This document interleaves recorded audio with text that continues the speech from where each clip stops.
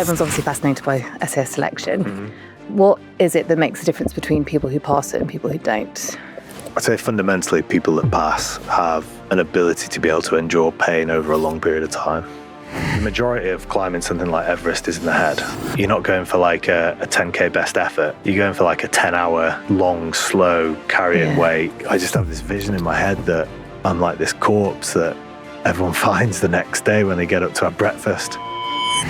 You know, as a soldier, like the number one thing that you have to do is make decisions. It doesn't matter whether you make a right or wrong decision, just make a decision. But you have to make a decision, otherwise you just stay in the same place. I think there's just so much that you can get from pushing yourself out of your comfort zone and just achieving something that's physically demanding and hard and difficult on your body and your mind. Doing hard things is a secret to living longer.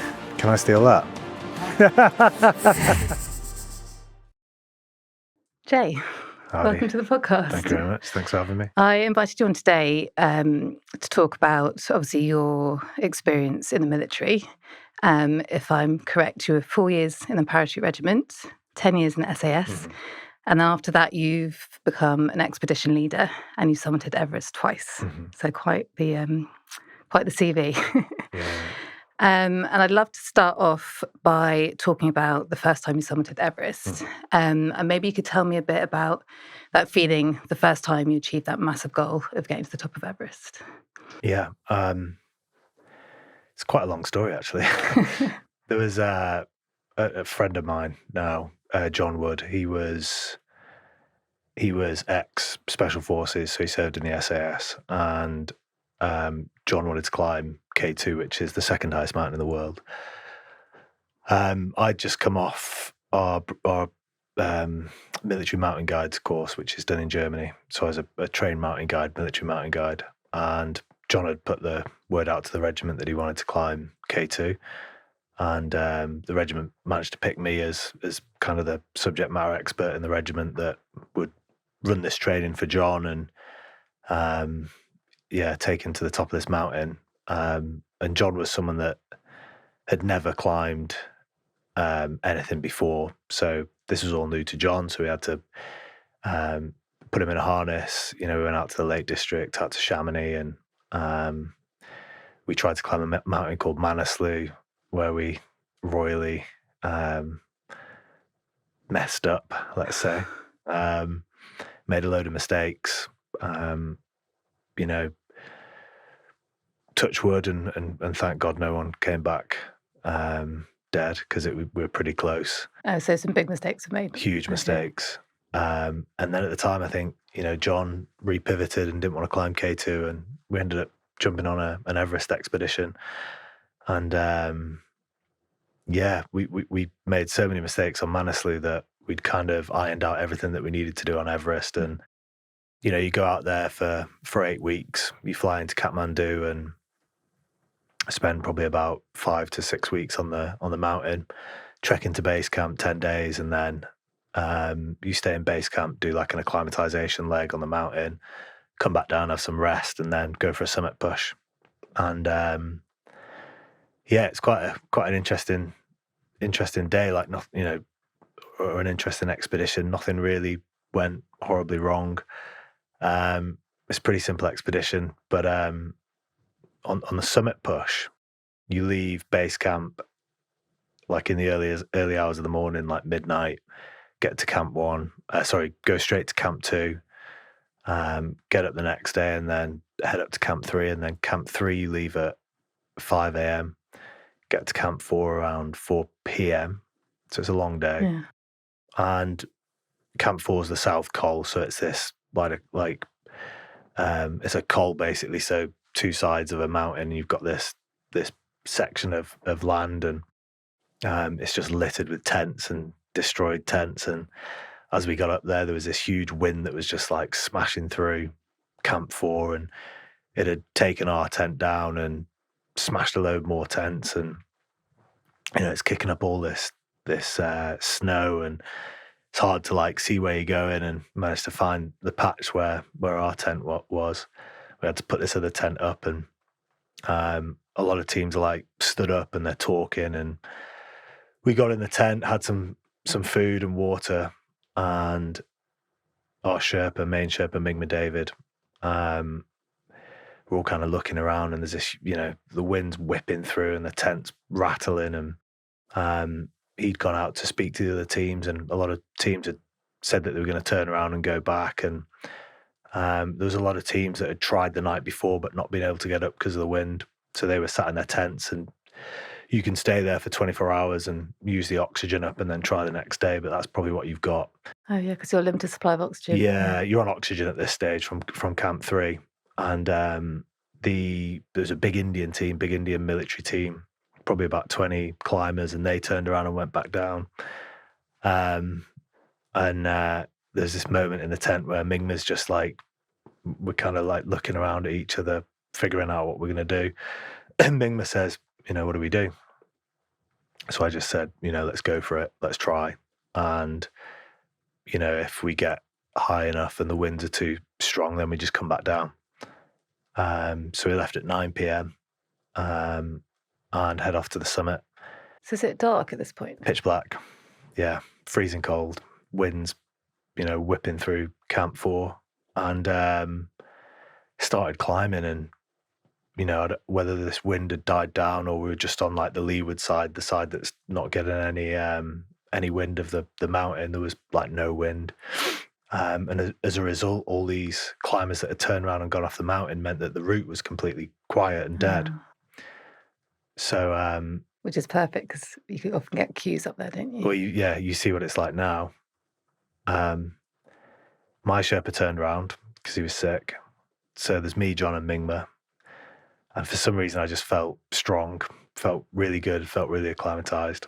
So I just started climbing on my own, left Mingma and John. Probably passed 3 climbers on my route to the summit, and got to the Hillary Step, waited a little bit of time for John to see if he could catch up, but he was quite far back. And then went up to the summit, and there was 2 Korean climbers on the summit with their flag out getting a picture. And I'd run up to them to get a picture, and got a picture, and they got off the summit, and that was my summit picture. I had the squadron flag, so it was like from the regiment, and it's the only picture that I've got with this squadron flag, and the picture came out blurry. But these 2 Korean climbers got off the summit, and I was just stood on the top on my own, like no one else. Just quite a surreal moment, like no Sherpa, nothing. I was trying to remember in my head, I was like, what do you do in that moment to like make the most of it? And you can't. There's nothing. It's like you're just on the summit of Everest. And I guess nowadays, for people who reach the summit, are you under a bit of time pressure because there's other people in the queue trying to get up there as well, so you can't really enjoy it? 100%. Like that second time, the summit was packed. And I remember saying to the team, we actually stopped short of the summit, probably about 10, 15 meters. I was just like, if you want to go up and touch the summit, be my guest. But this is the summit in my eyes. I was like, there's so many people up there. It's probably like 20, 30 people on the summit. I was like, if we get stuck on the way down, like it kind of goes into a choke point. So if you get stuck on the choke point, you've got to climb around people. But if there's loads of people there, you can't really climb around people. You're kind of stuck waiting for one person. So you're actually pretty lucky then to be up there on your own. Amazing. I don't know anyone else that's done it on his own, yeah. And so what did that feel like in terms of, I've achieved this goal? Yeah, I think the thing with goals, especially, you could take Everest, it's like the perfect metaphor for a goal. It was never something that I dreamed about as a kid. I did it because I got the opportunity to do it. And I took that opportunity. But you go away and, in terms of prep, we did quite a lot of prep in terms of mountain prep. Fitness prep for myself, I was working in the military, so there wasn't that much time to do it. But, you give quite a lot emotionally and like mentally and physically to the mountain. And the goal is that summit, right? It's standing on top of Everest. And when you get up there, it's quite surreal because you just see it as this patch of land on the earth. It's you expect to get up there and it be this like big crescendo moment of like, wow, drums going off and all that kind of stuff. But it's literally just a patch on the earth. And you realize in that moment that you've got to carry on and actually get down from the mountain, which is a pretty epic time and moment in itself. But I often think about that with goals in itself. It's like, we think that we're going to achieve X, Y, and Z, and you get there, and you just realize that you're still the same person that you were yesterday, and you're going to be the same person that you are the next day. I think I talked to I have spoken to a few athletes on this podcast who specifically have had the Olympics and a gold medal in their head for years and years and years. And they've kind of said the same thing. Once they've got there, they've got to the gold medal, and yeah, it's a massive accomplishment. But once all the initial celebrations are over, they're going back, getting changed, like packing up their stuff, like, all right, on to the next thing. Like it's kind of done. It's like it's a bizarre thing, isn't it? Because I do think we set goals, or whatever it is. You go, I'm going to get a 6-pack, or I'm going to get, 6-figure salary, or whatever it is. It's like, I'm going to save this, or buy a Lamborghini, or whatever it is. And you think in that moment that you set the goal, that when you get there, there's this moment where you're like, wow, I've got there, I've done this. And, there is for a small period of time, but, it doesn't affect anything. It doesn't affect like your happiness or your state or anything. It just seems to, I don't know, just be a moment in time that, you got to the top of Everest. It's like, it's just white and snowy. Yeah.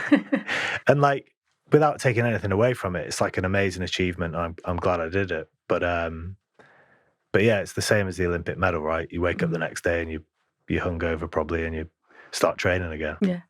And you're never quite satisfied, because if you're someone who's kind of goes after these massive goals, there's probably going to be another big one that you need to immediately start going after next. Completely. And like, I don't know, I think that I don't know whether it's an age thing or whatever, but it's like, if that's not like a sign to enjoy what you've got now, as in if you've got to the goal and realized that the goal's not the goal, but the goal's actually today, like who you are now and what you're doing. It's like, because life doesn't exist in 6 weeks when you've done your shred, or 5 years when you've got your Olympic medal, does it?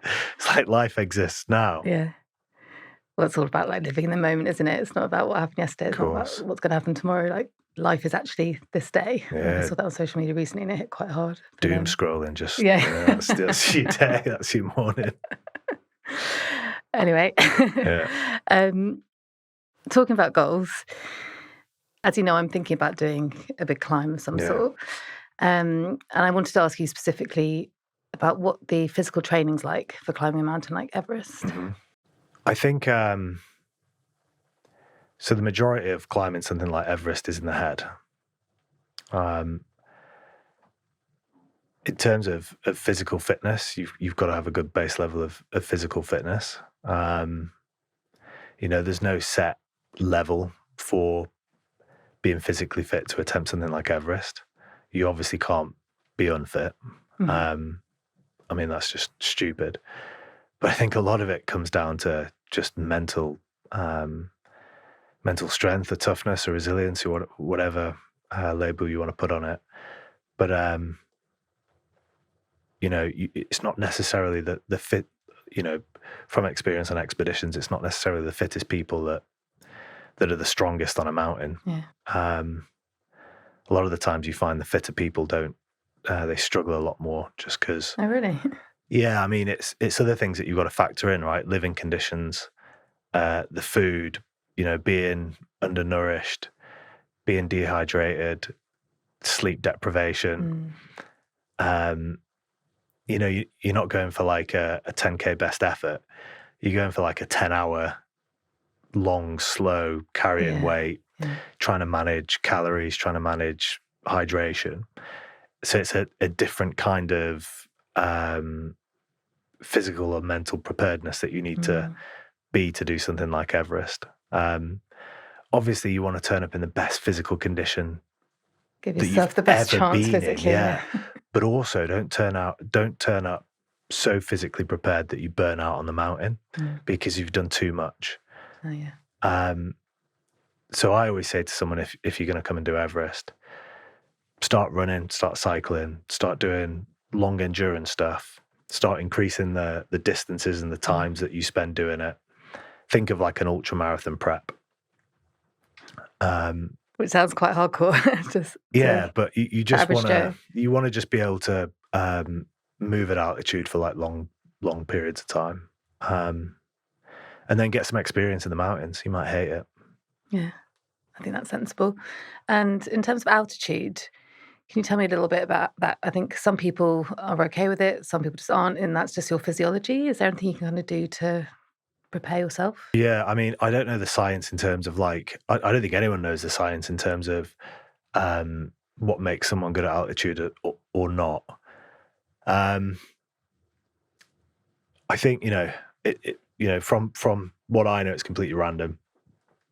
I personally find altitude okay, but I remember speaking to one of the Sherpas, Tenji, and he's like one of the best Sherpas in the world. He's a international mountain guide as well, and he was telling me that he gets headaches, and he speaks really good English. He's like, yeah, he's like all the Sherpas get headaches. He's like, we're just used to it though. Oh, yeah. Whereas we think that these machines that could just go, on a random Sunday sat in Kathmandu could go from there to the summit of Everest and not feel the altitude. So I think a lot of it is like just accepting the fact that you're going to have a headache, that, you're going to struggle sleeping. Like that's just part and parcel of operating in high altitudes. You can prep for it. So it's quite common now for people to pre-acclimatize. So historically, you pre-acclimatize on another mountain. Now you can get a machine in your Of course. in your house that you. I've never used one, but you sleep in a like hypoxic tent. Okay. So that simulates altitude. Probably a lot of athletes probably use it for sports performance. Yeah. Stimulates red blood cell production. Yeah. And then what are the symptoms? Headaches? Then can you get sickness as well? Yeah, I mean, like, everyone will get headaches. They're pretty common. I mean, like the symptom, the list of symptoms is, dizziness, nausea, vomiting, headaches, struggle with sleeping, and then there's some other random ones. I mean, it can be quite brutal for some people, and then that can then bleed on to more serious implications like high altitude cerebral edema or high altitude pulmonary edema. Oh God. Yeah. So HACE or HAPE. So HACE is fluid on the brain, which is obviously pretty fatal if you don't get to it quick enough. And then pulmonary edema, HAPE, is fluid on the lungs. So they'll kill you. Which is why it's such a risky endeavour, yeah, isn't but it? again, manageable, right? If you go with a good company, a good guide, a good Sherpa team, like all that is manageable. Yeah. Like the instant answer for any of them is just get them to an altitude that they felt good at. Yeah. So whether that's oxygen and then descend, whether that's oxygen drugs descend, whether that's descend, all that can be managed really well with a good team and a good guide. I think this is a really good point for me to actually ask you now to tell the story of your time when you nearly died. Is that right? On your second Everest? Yeah, summit? close to, yeah. Yeah. Yeah, the opening paragraph of the book, exactly. Yeah, the second time, we had a group of 7 climbers, and we'd actually... So we'd already done the acclimatization phase, and we were in base camp, and there came an opening. So I don't think they'd fixed the route up to the summit, but we didn't know. So we thought there was a weather window that we could push our kind of strongest climbers up to the summit and get like an early summit. Mm-hmm. You generally get like 1 or 2 or 3 weather windows where that's why you see a lot of huge groups summiting Everest at one time, because as soon as you get a weather window, you get... They were going for it. Yeah, now you've got 400 to 500 people at base camp wanting to summit Everest, and you've got, the first weather window opens and a lot of teams will just send everyone up there. If you get a second weather window, great. If you get a third, if it happens, then... So you've got 500 climbers now trying to push for these 3 summit pushes. So we managed to get one that was probably about 2 weeks before everyone usually summits. And we just took a chance. I sent myself and 3 other climbers, 3 of the stronger ones. And we tried to push for an early summit. we ended up leaving base camp quite late in the evening and climbing through the Khumbu icefall, kind of like in the middle of the day, which is... Sorry, what's that? The Khumbu icefall? Khumbu icefall. So it's the glacial, the glacier that comes off Everest. Okay. But it's the bit in between base camp and Camp 1. So it's these huge like ice structures that, like a glacier is basically a river made of ice that's just flowing down the side of the mountain. And obviously the best time to climb in any mountains in the middle of the night, because it's the coldest temperatures, or first thing in the morning. So you get more stable snow. So it's not all melting? Not melting, like rockfall from higher up. So when you're going through the Khumbu, you've got these huge ice towers. If they're melting in the heat of the sun, then they can like move and fall and stuff like that. And even under your foot, it's like slushy when it's hot, as opposed to being like solid ice. Yeah. So we just took a risk and just gone in the day. But at the top of the Khumbu, one of my clients started being sick blood. And is that to do with altitude? I have no idea. You don't know. I don't know. I think potentially he could, because the air's so dry up there, and if you're breathing quite heavily, you can irritate the back of the throat and just cause a little bit of blood. And I think he was just coughing that up. But obviously you take it, could be serious. Yeah, of course. It's middle of the night and we might have to casevac this guy off the mountain. But he was all right. Like he felt all good, like no other signs and symptoms. So we got to Camp 1. Camp 1's like a transient camp. There's like a few tents lying around. We stuck him in a tent. I had a sleeping bag on me. So I stuck him in my sleeping bag, and it's probably about 9 p.m, 10 p.m.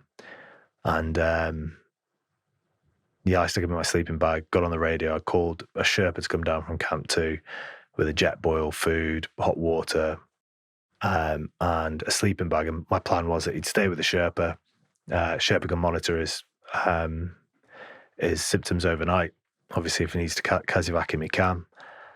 But, the climber felt like he was okay symptomatically, just this vomiting blood, and was just a bit concerned about pushing on whilst he's doing that. So I probably left Camp 1 about midnight. At this point, I'm like sat in a tent. It's probably about -20, -25, pitch black. I had to climb from Camp 1 to Camp 2 on my own. And I didn't have like a summit suit or a sleeping bag, or I just had my basic warm kit because we were supposed to be coming up through the day. And I was probably like borderline hypothermic when I left, but I had to go because I couldn't stay at Camp 1. And I just remember shivering. I was like moving and shivering at the same time, and I couldn't go that fast because you're at altitude, so I couldn't generate enough body heat to keep me warm. And there's this moment where I'm coming into Camp 2, and it gets steep just before you get into Camp 2, and I'm like, I just have this vision in my head that I'm like this corpse that everyone finds the next day when they get up to have breakfast, which didn't happen because I'm obviously sat here on this podcast now. But yeah, it was close. It was definitely close. Was there actually a moment there you thought, like, this is it, this is the end? And I suppose you might have had that moment in your past in the military as well. But... Yeah, definitely, yeah. It's more of just a thought in your head of like a vision of like the guys waking up for breakfast in the morning and just a frozen... That was the thing that you had in mind. Yeah, frozen Jay just sat there on the side of the tent, couldn't make it the last 10 metres. Oh, God. Yeah. That is absolutely terrifying. But it's obviously not put you off. Have you gone up Everest since? So I was there in 2023, just helping a friend's guiding company out. I didn't summit. I went up to Camp 3. I didn't have a permit for the summit, so I just helped him out with some of his clients. But I think in these moments, they're like the greatest things for learning lessons, right? Yeah. Like we learn more about ourselves in those moments than we do if everything goes right. And we learn more about who we are as a mountaineer or someone who operates in the mountains in those moments. Even going back to the Manaslu expedition before the Everest that I talked about, where everything went wrong, like that's taught me so much about high altitude mountaineering that I could never get if I had, 4 or 5 really good, clean, everything go right expeditions. Taught me so much about managing a client in high altitude, and when I need to turn around and when I need to take him off, and when I need to get over my ego and not be so focused on the summit and more focused around my client's well-being and getting him to the summit. So was that something that was going through your mind in that particular experience as well? Kind of getting over your own ego to save? Yeah, for sure. Like that was my first attempt at an 8,000 meter mountain. And we messed up because we only gave ourselves I think it was 2 weeks or 3 weeks to climb the mountain, whereas you should do it in 6 weeks. Okay. Yeah. So none of us are acclimatized. We didn't trek into base camp. We flew, and then we just went straight for a summit push, thinking that we could do it, and altitude said no. Getting a bit too cocky, and then realise actually this mountain is 100% that was, I'll quite happily admit it. Special forces soldier who'd just come off a guides course. It was like I could do anything. Yeah, of course. Invincible at this point. And altitude says no. Yeah, altitude says no. That's a new phrase. So it'd be great now actually to ask you a bit about the SAS and the question you've probably been asked a million times. Everyone's obviously fascinated by SAS selection. I'd love to know, in your opinion, what is it that makes a difference between people who pass it and people who don't? I'd say fundamentally people that pass have an ability to be able to endure pain over a long period of time. Simply put, but it makes a lot of sense. Yeah. It's the number one thing. And then, on top of that, you need to be able to make decisions in high pressure situations. And those two things are probably definitely the key things to getting through selection. And when it comes to making decisions quickly in high pressure situations, would you say that's an automatic thing? Or when that moment comes, do you actually kind of go back to your training or whatever you've been taught to make the decision?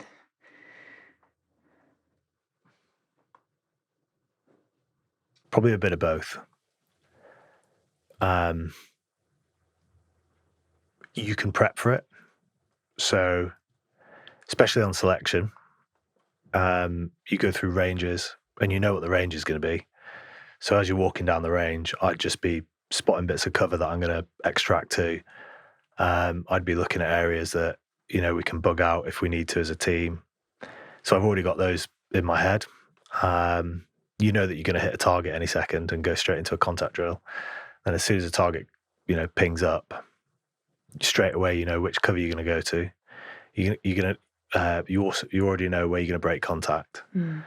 So, but then as a soldier, like the number one thing that you have to do is make decisions, and then you have to do make decisions under fire. Which I remember years ago, my section commander when I was in the paras just said, "It doesn't matter whether you make a right or wrong decision; just make a decision." And it kind of stuck with me through life. That is a metaphor for life, really, isn't it? Well, not even a metaphor, it's Well, we get so bogged into indecision, right? And then, months pass and years pass and we never started a business or whatever it was. And sometimes just making a decision, even if, in that heat of that moment, in that firefight, you make a decision to go left and then you end up in another firefight. It wasn't a wrong decision. You could have gone right and got blown up. It was just a decision, but you have to make a decision, otherwise you just stay in the same place. There's no time at all for any overthinking as well. Completely. Yeah, and we're taught really early on to take this breath, or this step back from a firefight, this condor, it's called a condor moment. Condor moment? Yeah. I think it was like an advert with the cigars, Condor cigars. I think it's come from that. But, you're taught to take this step back and just extract yourself from the firefight as a commander and just look around and just kind of assess what's going on. And because in that, if you're, red-blooded male, gun in his hand, like in the heat of that firefight, you're just acting on instinct. So you need to come away from that instinct and just take a breath and just go, right, well, there's a wall down there. Why don't we just push to that wall, send the blokes down there, and then we can attack this, this target from this wall here. It's a really good use of cover. But in that heat, that moment, we're not seeing that. I was going to say, how difficult is it to actually do that in the heat of the moment? Well, I guess it's different per person. You do train for it. I mean, you need to do it, and it's like you said, right? Everyone's different, and everyone responds differently to those stressful situations. I always remember I had a section commander back in 2006 when I was in the Paras, Brian Budd. We would be in the thick of it, like bullets flying all over the place. And he'd come up on the net, and his voice would be like this soft, calm, well put together voice. And I always just remember thinking, like, that's who I want to be. That's the kind of like team leader that I want to be. He sounds like an incredible person. Yeah, he was, for sure. So on a slightly different subject, but obviously in line with your SAS experience, I'd love to ask you a bit about SAS Who Dares Wins. And in particular, the interrogation room and that section of it. How close is that to the real SAS selection interrogation training? So you've got SAS, the TV show, then you've got SAS Selection. And I'd start by saying both are different things. Like the TV show's entertainment, selections are, a serious selection process for selecting recruits for the Special Forces. The actual interrogation phase on the TV show, though, it's there or thereabouts. They bring in the interrogators that would put us through the same thing. So the same interrogators. Same people? Yeah. Oh, cool. Like Dilksey and Jay and all those guys. They're all trained interrogators from the interrogation cell, I think it's called. So yeah, they run pretty much the same thing. TV show, obviously, it's filmed for entertainment. But yeah, you get, they go on the run in the morning, I think, or lunch or something on the TV show, get caught maybe 6 p.m. or something, and then do, I think it's 12 hours of interrogation. Albeit you've not got as many interrogators. You've probably not got as many things to do with them. Their cover story probably isn't as in-depth and detailed as ours. But you kind of get the gist of it. It's like a smaller version of it. Ours is a week long. So a week long? Yeah, you go on the run for... Actually, maybe it's more interesting if you tell me about the real interrogation. Yeah. So ours is like a week long. It starts before that. You get a load of training. You actually go in the bag or get interrogated for 12 hours before you actually get the full interrogation. Oh, God. So they do like a mock interrogation. Which actually isn't too bad. It's just 12 hours. But what I will say is, interrogation is just one big lesson.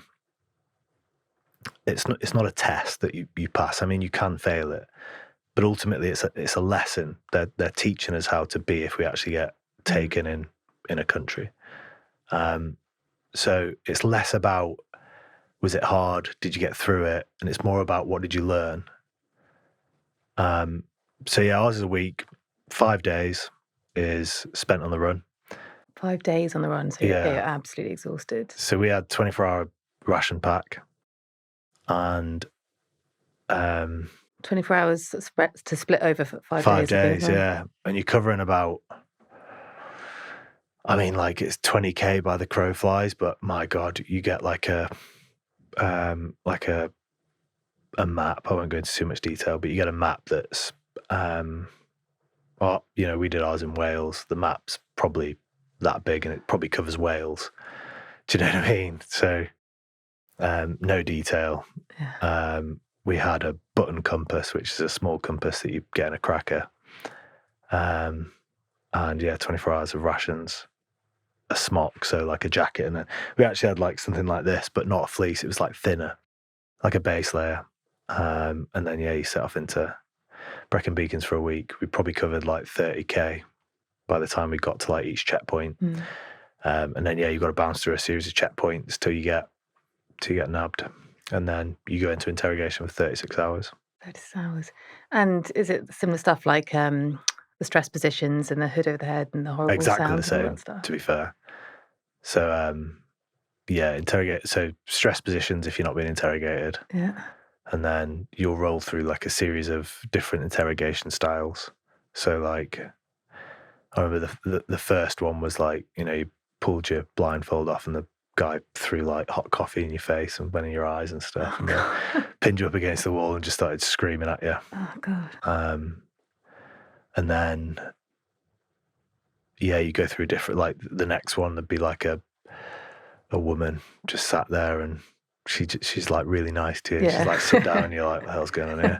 She's probably got more information than any of the other ones. Yeah. It's weird. I think the worst thing about it is just the sleep deprivation. You're pretty burnt out. You've had wet feet all week because as soon as you've crossed a river, you've got your feet completely wet, so your feet are falling apart. You're in these stupid little Crocs that are too small for you.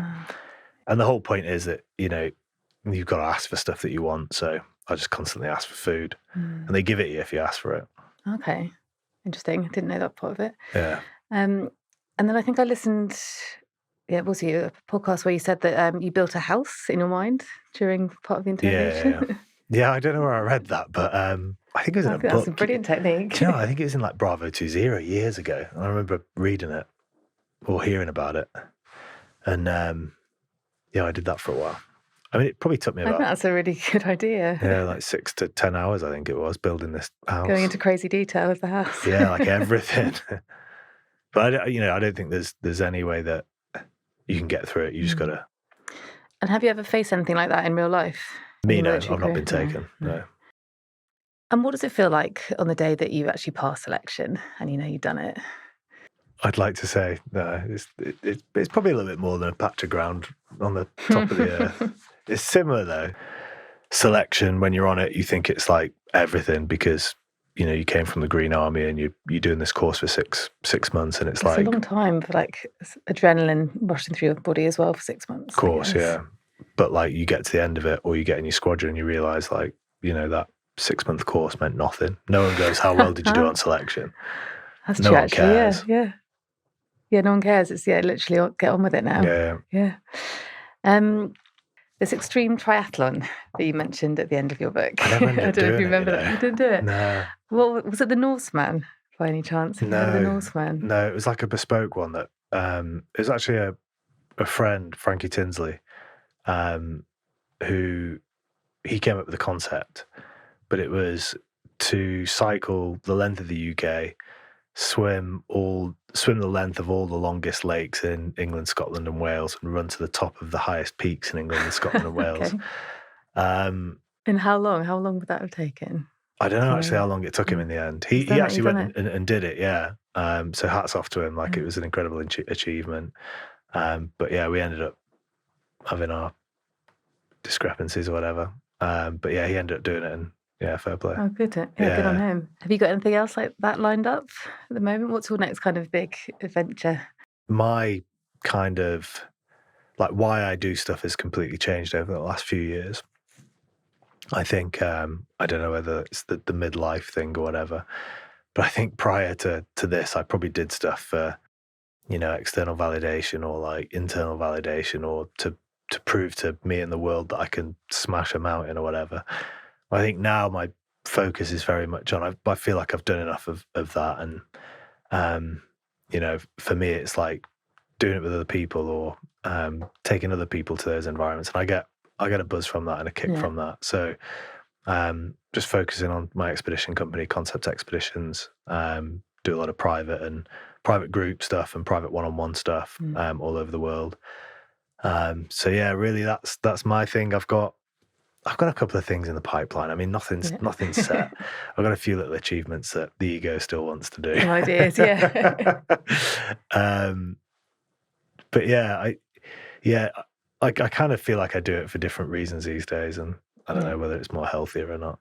Do you find it kind of hard to sort of live a kind of normal life, like having lived in such extremes, both up mountains and in the army?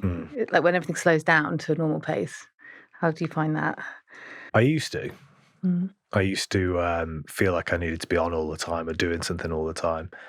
I'm growing into it. I've been out of the military now for 8 years or 7 years. Does it feel like 7 years? Gone rapid, Yeah. so quick. I'm surprised I'm not homeless. But yeah, I probably felt like I used to a lot. More so just like I don't know, I think it's that young mentality of like wanting to prove yourself. Whereas now I feel, I don't know, I weirdly like feel like I'm stepping into a new chapter, which is a lot more like calm and like peaceful and doing things for like the right reasons, as opposed to doing it because I need to prove to the world or whatever that I can do it. So yeah, I quite enjoy a bit of normal life. I mean, my life's never been normal, like since I joined the military. So yeah, I quite enjoy figuring things out and challenging myself. So I'm sure there'll be a lot of that this year. Well, I think that's a good place to wrap up then. I know we're not allowed to talk about what your next potential big thing going on, but hopefully quite exciting. And I wish you all the best. Thank you very much. Good luck on your new chapter. Thank you.